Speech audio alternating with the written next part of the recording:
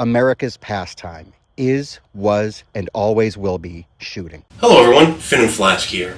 So today I'm just going to give you guys a little bit of an update on the channel and see how things have been going.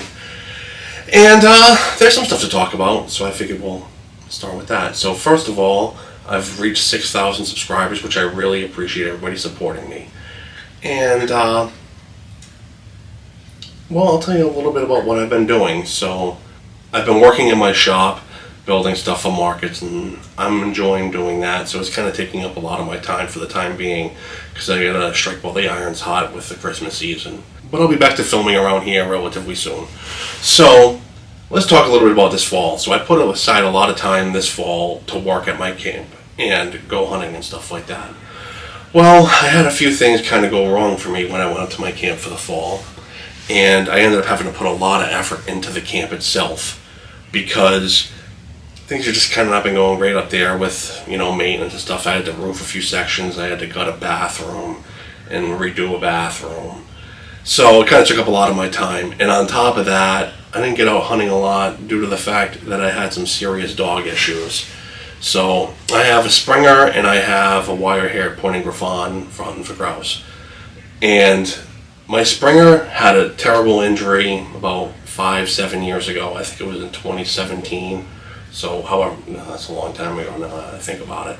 But whatever, he basically has been in bad shape and he can't really hunt all that much, and he's up around 11 now. So I have that dog pretty much out. And my Griffon is actually older, but in general he's in better shape.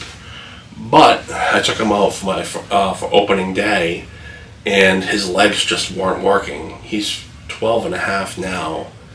And so I had to take him to the vet because he was like really, really sore. And he ended up coming down with a tick disease. And I think it's called like anaplasmosis. It's not Lyme disease, but he's had a really hard time kicking that over the whole fall. So he's been off and on antibiotics for the whole time. I did manage to get him out when he was rebounding the first time, and he was pretty strong. And I got him out with my friends for my annual hunting trip with my friends. So we still worked him kind of slow, and because he just doesn't have it, he's getting old. So it's a big problem. It's probably going to be a few years before I can really go grouse hunting, because I really can't have more than 2 dogs. So starting a new dog is kind of bad. So it's really kind of depressing for me that I'm kind of in a bad spot. 2 dogs is a lot to maintain, let alone 3, for the way how I live the majority of my life. So maybe when one of them goes, I'll get another one, but who knows? They're both pretty healthy dogs, so they could be around for a while. So when I was up at my camp, I managed to film quite a few shorts. And I did a couple full-length videos too. I still have some old stock that I've got to go back through and edit. I'm probably going to be doing that relatively soon. Well, old stock, I mean, from this fall. So the shorts were really kind of crazy. I ended up having one of them go pretty viral. It's up over 1 million views now, which is shocking. I was pretty impressed that I got over 1 million views on one. And it was me filming the Sky Chief load. And I had no idea that it was a contentious issue about doing the Sky Chief load. And people were commenting and commenting and commenting about it. And it just really kind of made it go about as viral as I think a black powder video can go, which is pretty crazy. But anyways, I'm really shocked at how contentious the Sky Chief load is. But whatever. Another thing that has happened in my shorts is I have one of those adjustable powder measures that basically you screw and adjust it or whatever, and it's got a little funnel built in. I don't know what's happened with mine, but generally speaking, most of the time I don't get a full pour out of it, so I never use it. I just kind of dump it right down the barrel. And like people comment all the time, and they're actually quite rude about that, which is really kind of crazy to me. But I don't know if anybody else has problems with that, but I do. So I just use it as it needs to, so I get a full pour out of it.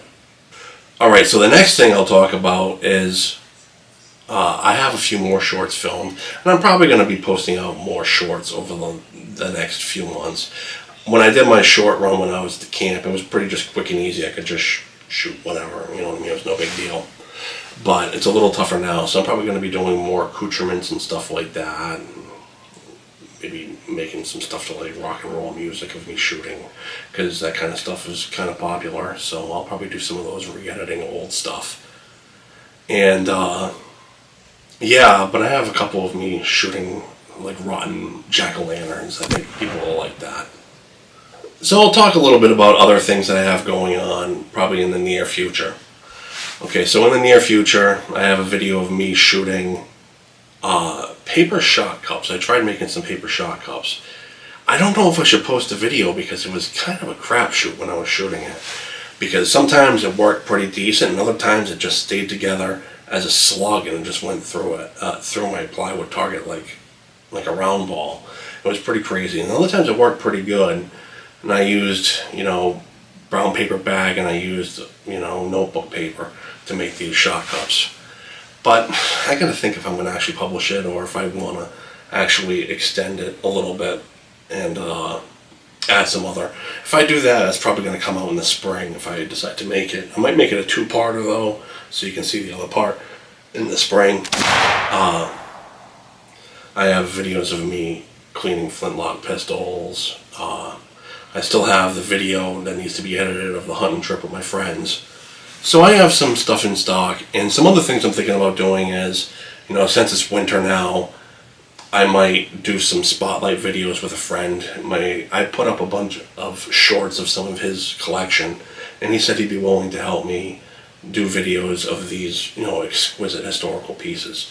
And that would be really fun to do, like a little bit of a introduction to some of these stranger weapons that he has. Most of the stuff is Civil War stuff that he has, but he also has a really cool brown bass from about the not French and Indian War, from the War of 1812. That's very unique, and I think that would be a good video for us to do. But he's got mostly Civil War guns. He's got a lot of carbines, and that'll be really fun to do. And I'm also thinking about doing some shop stuff. I've worked on my, I think I did a video of me making my shotgun box. And I think I'm going to re-engineer it a little bit, because I think now that I've used it for a while, I have a good idea on how I actually use it, and I'm going to basically rebuild it. Well, not rebuild, I'll probably just build a new one from scratch. Also, while I was working up to going out this fall, I went shooting at the local Sporting Clays range, because I like to do a warm-up before I go out for the season, you know, get used to shooting shotguns and shooting targets. I mean, it's mostly, well, I shoot all year round, but I don't usually do a lot of videos of me shooting clays. But I like to, you know, kind of kick it up into gear, you know, in September.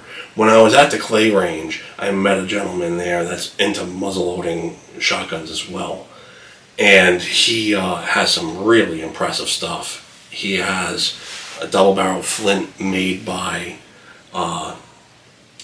what's his name? It's a really famous maker. Manton. He has a Manton double barrel flintlock. I forget what caliber, what gauge it's in. I forget what it is, but it's cased and all original, which is really crazy. He said he'd like to get together with me in the spring and we can do a video with that. He also has a party, like a party percussion, or a party pinfire, like my dream shotguns. I mean, my Wesley Richards also is really high up there. I'm pretty happy with the Wesley Richards, but there's something about that brand party that really speaks to me, and I think it speaks to a lot of people. So I'll be able to do some videos with those this spring, maybe summer. And I have some other stuff going on with other ideas. I know I've been talking about it for a while, doing a full-blown A to Z muzzle loading, and I'm planning on doing that as well, but that's probably going to be in the spring. I got to just invest the time. I want to make, like, you know, an hour and a half video of, like, pretty much the whole show, kind of like an online course of muzzle loading for each type, like for pistols, revolvers, long arms, flintlocks, shotguns, that kind of stuff. What else? What else do I have? I don't know. I'm also debating about maybe doing some local history stuff. I'm curious how people would feel about me going to like local historical sites, because there's a lot of like Revolutionary War, and there's like in my immediate area there's a lot of stuff from the King Philip's War, which would be really cool to do a video of. So I think that's a really cool time period in American history, and it really kind of set the tone for like the whole country. And I think that would be really interesting doing some, King Philip's War stuff too. Let me know how you feel about that in the comments. I'd appreciate it. I might actually put up as a poll on my video, on my channel, that you can see come up in your feed. I might do that. See how people feel about it. I haven't really ever used that function.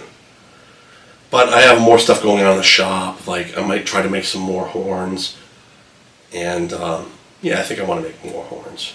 Well, thank you very much for watching. And have a wonderful day.